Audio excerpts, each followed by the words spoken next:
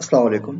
हम ब्लॉकचेन के कोर्स के अंदर हैं और हमने पिछले लेक्चर के अंदर बात की डर्टी फ्रेमवर्क के ऊपर। हम किस तरह मालूम कर सकते हैं कि कोई भी सिस्टम है, ये ब्लॉकचेन के लिए बेहतर है या नहीं है? आया हमें ब्लॉकचेन के ऊपर इसको मूव करना चाहिए या नहीं करना चाहिए? और ब्लॉकचेन इस अडॉप्शन इसके लिए बेहतर है या नहीं है?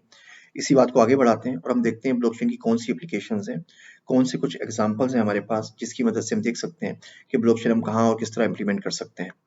अ, ये हमारे हेल्प के कुछ लिंक्स हैं। आप हमारे यूट्यूब का चैनल को ज्वाइन कर सकते हैं, फेसबुक ग्रुप है, ट्विटर है, हमारा ईमेल एड्रेस है और हमारा एक स्पेशल ग्रुप है जहाँ पे आप सवाल जवाब पूछ सकते हैं। एप्लीकेशंस को आगे बढ़ाते हैं। मास्टर उवे के कोट से ये साहब कहते हैं देयर आर नो एक्सीडेंट्स।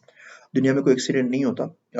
तमाम चीज़ें पहले से प्लान होती हैं और ये ब्लॉकचेन के लिए बड़ा अच्छा है कि ब्लॉकचेन में हम कंप्लीट प्लान करते हैं, जैसे हमने देखा डर्टी फ्रेमवर्क के अंदर, पिछले क्वेश्चंस के अंदर देखा, और उसके बाद हम सिस्टम के ऊपर जंप करते हैं कि इसको हमें मूव करना है ब्लॉकचेन के ऊपर या नहीं।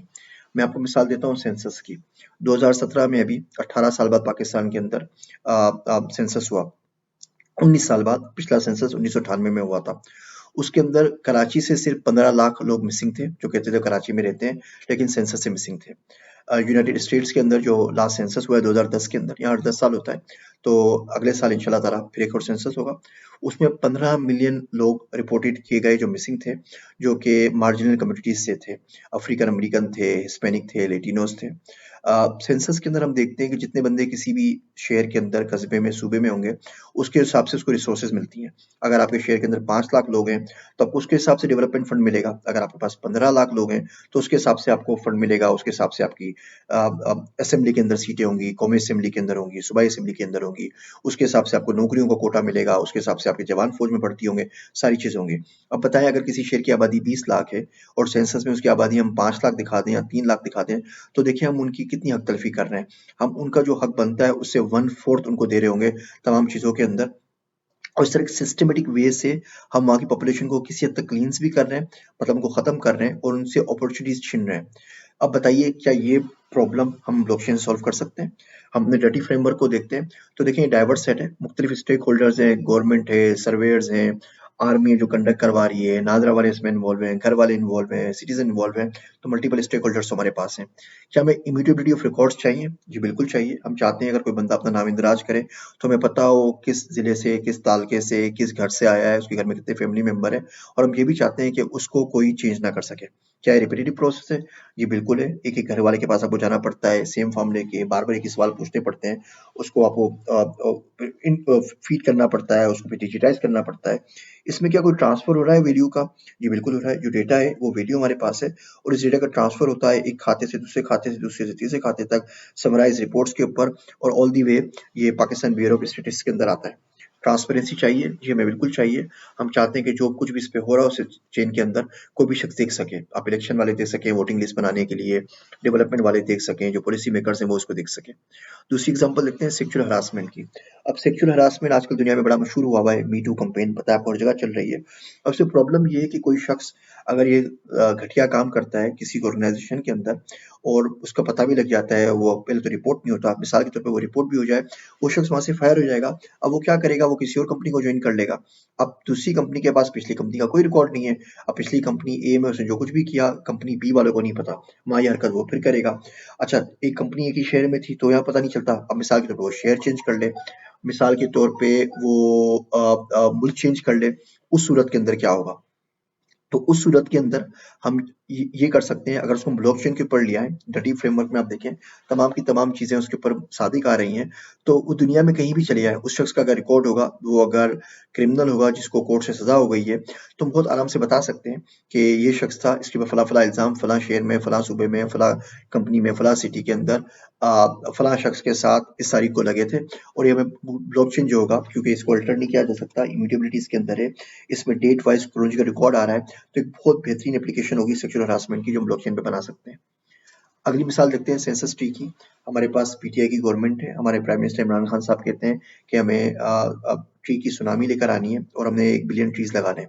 अब उन ट्रीज का कोई रिकॉर्ड नहीं है। क्या हम कोई एप्लीकेशन टीएफ बना सकते हैं कि या जो भी दरख्त लगा हुआ है आप जाके उसकी तस्वीर खींचें, वो मशीन लर्निंग को यूज करते हुए देख ले कि उसका हजम क्या है, उसका साइज क्या है, उसकी टाइप क्या है, किस किस्म का दरख्त है, फिर कोई और वॉलंटियर जाए और वो उसकी तस्वीर खींच ले। तो इस तरह होगा ये 3-6 महीने में, हर हफ्ते में मुख्तलिफ लोग मुख्तलिफ तस्वीर खींचते रहेंगे। उसके बदले हम उनको कोई रिवार्ड टोकन, कोई अप्रिसिएशन, कोई लॉयल्टी पॉइंट दे सकते हैं और पूरे के पूरे पाकिस्तान के दरख्तों की काउंटिंग हो जाएगी।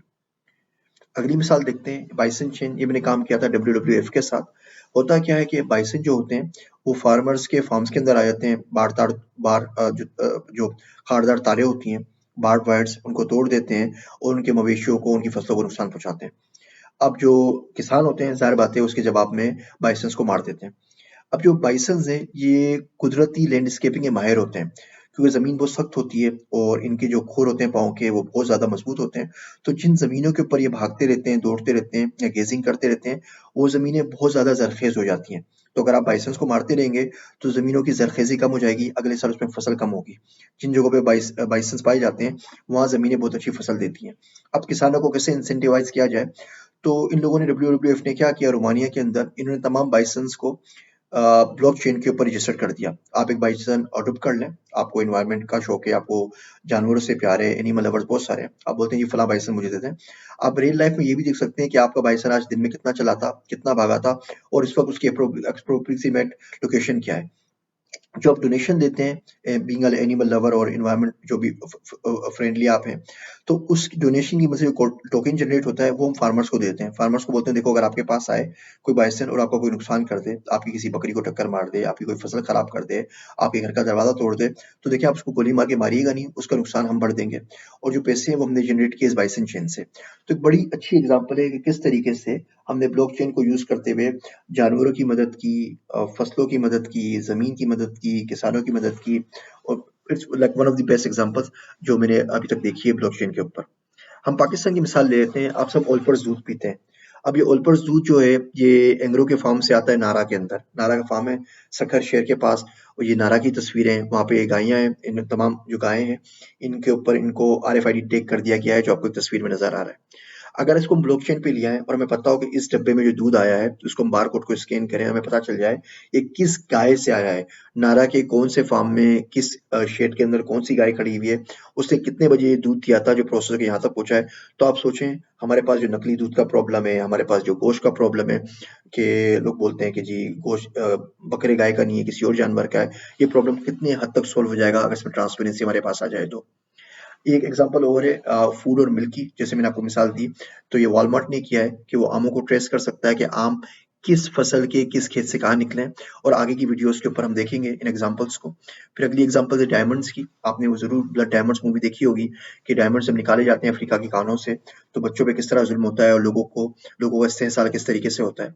वो उसको मुमकिन बनाया जाए कि किस तरीके से इसमें चाइल्ड लेबर यूज नहीं हुई, तो डायमंड्स को हम किस तरह ब्लॉकचेन पे ट्रेड कर सकते हैं, इसकी मिसाल अभी हम वीडियो में आगे देखेंगे।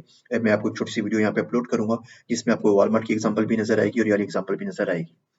इसके अलावा क्या और आप सोच सकते हैं? विक्टोरिया सीक्रेट है, लॉन्जरीज बनाते हैं, ब्रा और पैंटीज बनाते हैं, इनको हम ब्लॉकचेन में डाल सकते हैं। जैसे हमने टी शर्ट की एग्जांपल देखी, बेनजीर इनकम सपोर्ट प्रोग्राम बहुत अच्छा हो जाएगा। हमें पता होगा कौन से लोग हैं जो अपने आप को माजूर या गरीब शो करके, जाहिर करके पैसे ले रहे हैं, वाकई में गरीब है भी या नहीं, वाकई में उनको पैसे मिलते भी या नहीं मिलते, और फिर उन पैसों का क्या करते हैं। कंप्लीट ट्रेसिबिलिटी हमारे पास होगी, हमें पता होगा 10 रुपए का नोट यहाँ से निकला है बैतुल माल से, BISP के थ्रू फला बंदे को मिला है, उस बंदे ने उसका क्या किया, उसकी सिगरेट पी ली, उसका कोई कोर्स कर लिया, यूनिवर्सिटी में दाखिला लिया, जो भी वो अमाउंट है, जो भी रकम है। ज़कात के ऊपर मिसाल के तौर पे बैतुल माल की तमाम ज़कात को अगर आप ब्लॉकचेन पे डाल दें तो ज़कात का भी सही मसरफ पता चलेगा और हम मालूम कर सकेंगे कि ज़कात का पैसा जो बैंकों से काटा जाता है वो किसी हुक्मरान की अय्याशियों पे खर्च हो रहा है, किसी की चाय पानी पे खर्च हो रहा है या वाकई गरीबों को मिल रहा है। बैतुल माल की मैं एक तो मिसाल दे चुका हूँ। आगे एप्लीकेशंस के अंदर मैं आपके पास यहाँ पे एक व्हाइट पेपर अपलोड करूंगा बिटमाल का। ये बिटमाल का कंसेप्ट सऊदी अरब के अंदर है, तो इन्होंने बेसिकली बैतुल माल को क्रिप्टो करेंसी के अंदर कन्वर्ट किया है। आप जरूर पढ़िएगा। हम ब्लड बैंक को कर सकते हैं।